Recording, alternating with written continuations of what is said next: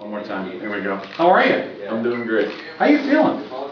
I'm good. I mean, everything's healthy, wealthy-wise? No soreness, none of that kind of stuff? Well, there's always soreness. Yeah. With legs and everything from just working out, but it's nothing bad. You ready? What have they told you about what you can and cannot do down there? In terms, I mean, can you go to every practice? Have they said let's build a calendar of what you should do, or are you just gonna play it by ear? I think it depends on how I feel, but I think for the most part we're just gonna be in communication. But I'm feeling pretty good right now. I have been driving. I drive from Kingwood to downtown every day for work, and the rocket signs are up, and there's you up there. I mean, have you caught the glimpses of the various billboards yet? I saw one of them yesterday while driving. It was kind of awkward. Why is it awkward? I don't know. You are the savior of this franchise. You ready for that? No. Oh, come on. I was teasing before he came on. There was times, and a lot of things were compared about you and Tim Tebow from the amount of attention that a certain four-letter network mentioned.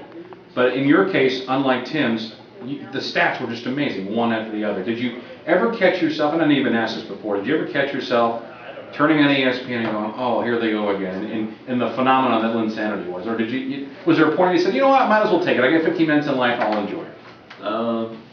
Yeah, I think ever since the game against the Nets, we'd walk in for breakfast every morning to the practice facility, and they always have ESPN on. And I remember I would just eat breakfast in my locker instead of in there because I didn't want to hear or see about it.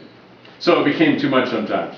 Oh, from the start, just because during the season, if you watch yourself too much, I think for me, it builds a little bit of complacency and a little bit of satisfaction that takes my edge down a little bit, which I can't have.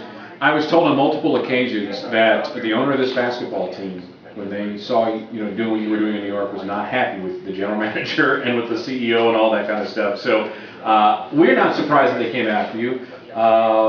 So how does that make you feel that you're back here when you could have been here all along? And in some respects, were you glad you went away for a while to kind of develop and who you became to, obviously to show the world what you could do? Right. I think, I think I needed to go to New York. I think that was a part of God's plan. And I think, if you think about it, the opportunity that was there was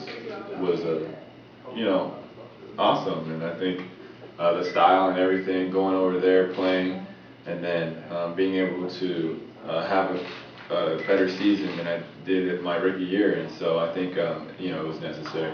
What did you take away from your time here in camp before you got let go? Because obviously you mentioned this on multiple occasions that you really appreciated some of the things you learned. So give me something that you took with you to New York that you might have didn't have before you were part of this team when you bring with Golden State. I think the system, some of the plays are very, very similar. The ones that we ran in training camp with Houston and the same ones that we had in New York. Playing with speed, pushing the ball, playing with a fast pace.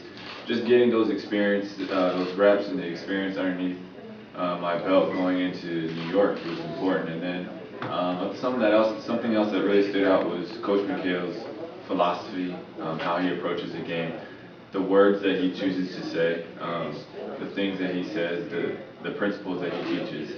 Those are I couldn't agree more. Where do you find yourself on this roster in terms of developing chemistry? You got 3 first-round picks that want to get in. You're going to have a chance to be a full-time starting point guard for the first time in the NBA career. Do you find yourself intrigued by what's going to happen down in the Valley and when you come back up here because of the fact that we don't know what this team is right now? I mean, do you? No, I think that we're so young, we're so new. We have a lot of inexperience and a lot of uncertainty. But I think this week is going to be awesome. You go into hibernation. You get in the gym, no blitzing, no glamour, and you just work it out, play it through, and see what people can do. And I think that's what we need as a team to start building our foundation, to start building our culture. How are you balancing Jeremy Lin, the basketball player, from obviously Jeremy Lin, a guy that's going to be marketable, just general, people want to come find you. I mean, I know you've hired some people to help you with that, but do you keep a rigid schedule? Are you flexible? I mean, what have you decided in terms of how to balance being the best basketball player you can be, while at the same time taking advantage of a time where a lot of people are going to want to pull you away and get you involved in things? Well, I think my passion is basketball, That's what I love doing, and I think if anything ever jeopardizes my performance on the court, then I'm gonna have to reevaluate things. And so, from a marketing standpoint, it's doing things that I'm interested in, but that I know won't jeopardize my performance, because at the end of the day, that's what I care about. And so I think it's I've hired a couple people to protect me and help me and give me advice, and so they're always checking out my schedule and making sure I have enough time to do the things I need to do to prepare myself, give me the best opportunity to play well. All right, well, we appreciate you coming by. Again, very excited to have you in the market. I think a lot of people are really enthused about what you can bring. Again, the billboards are all over the place, so you know what, don't look at them. Just stay in Chandler's apartment as long as you can. Don't ever drive on the roads. Are you acclimated to the area? You know where you're going? No, I don't, but I know enough to get to a couple restaurants or a couple grocery stores that I really enjoy going. So essentially you're rotating between 5 places. 2 grocery stores, 2 restaurants, your apartment in this building. Yeah, in this building, so I guess that's 6. 6, yeah. And the arena, 7. Yeah. I went to U of H, and it's not as many as obviously. All right, hey, thank you for coming by. It was nice meeting you. Good luck to you. Jeremy Lin with